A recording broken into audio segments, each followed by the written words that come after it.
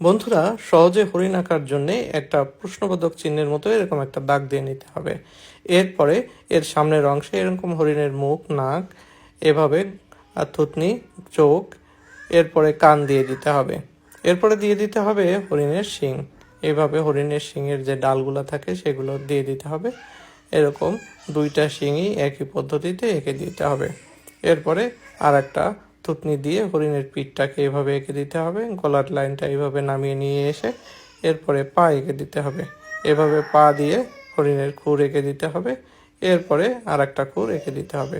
পেছনের আর একটা পা এখানে খুর এঁকে দিতে হবে পেটের লাইনটা দিয়ে।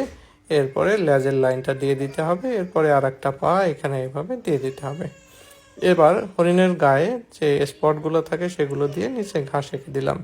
এরপরে সুন্দর করে রং করে দিতে হবে। আজকের হরিণটি আপনাদের কেমন লাগলো কমেন্টে জানাতে পারেন।